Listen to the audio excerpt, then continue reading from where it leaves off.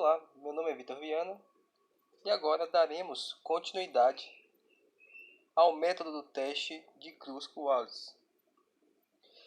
No exemplo anterior, nós vimos o caso 1, que seria um caso quando não há empate entre os postos, né? Neste caso, o resultado do teste de Kruskal-Wallis ele é obtido e logo após é feito o cálculo do p-value, né, com base nos graus de liberdade e com base no teste de Kruskal-Wallis. Né?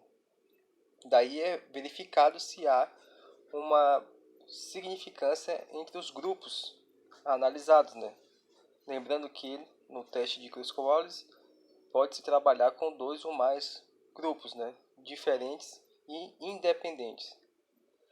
No caso 2 agora, nós vamos ver quando ocorre empate entre os postos. Né? Neste caso, a equação que nos dá o resultado do teste de Kruskal-Wallis, ela tem que sofrer uma correção. Né?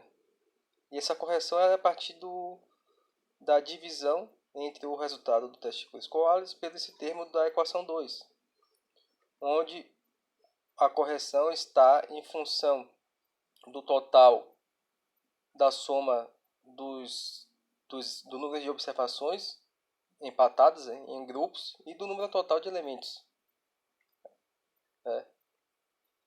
Após encontrar a equação 2, a equação 3 é obtida. Daí nós temos um resultado do teste de Kruskal-Wallis corrigido. E após isso é verificada o p-value com base em funções estatísticas, né, que a gente, do Microsoft Excel que a gente está usando aqui, né, no exemplo. E verifica se vai haver rejeição ou não do H0. Então, no mesmo exemplo que foi utilizado anteriormente, propositalmente foi aplicado resultados que tenham o mesmo valor de turbidez, né? Então, neste exemplo, deve-se verificar a diferença significativa entre níveis de turbidez na água em amostras coletadas em 6 dias, em 3 diferentes rios, em uma mesma região. Aqui são os rios A, B e C. Nos 6 dias, temos aqui os dados de coletas de níveis de turbidez na água. E após isso, é feito uma colocação dos resultados dos 6 dias, um de cada vez, seguindo com os grupos A, B e C. Logo após, foi ordenados os resultados, com base utilizando o classificar aqui do Microsoft Excel. E com base nisso foi aplicado aqui os postos, né, os rankings. Né? O ranking partiu de 1 até 18, onde observa-se aqui tem 2 empates. Tem um empate aqui, ó, de 13.1, que foi da amostra do rio B e da amostra do rio A.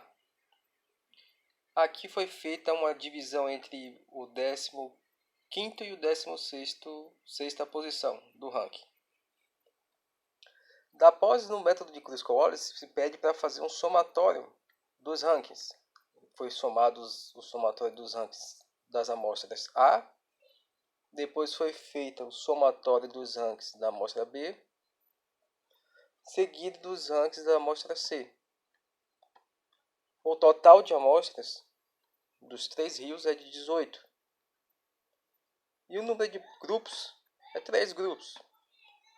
O número de elementos por grupo foi de 6, totalizando 18.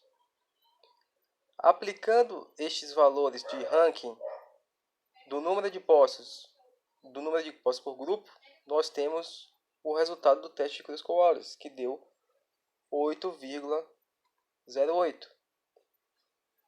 A partir disso, foi calculado o p-value utilizando a função da distribuição Q² do Microsoft Excel, o qual ele pede o valor do resultado do teste Cruz-Cooley e o número de graus de liberdade, que foi 2, né? Esse 2 resulta de 3 na menos 1. 3 menos 1. Vai dar 2. 2 graus de liberdade. Das repetições, nós temos o ranking 15.5, que tem 2 repetições. E a diferença vai dar 6, que é 2 ao cubo menos 2. Menos 2 repetições, dá 6. O somatório disso vai dar 6. Aplica-se, calcula-se o coeficiente corretivo, que dera de 0,99.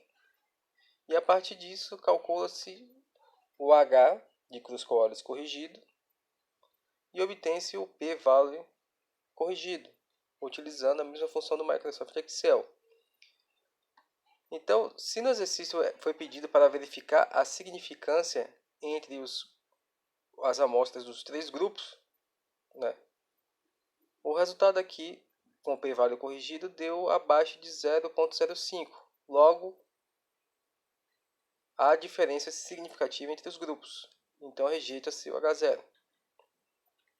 E terminamos aqui o nosso exemplo do teste de Cruz-Cooley com empates. Obrigado.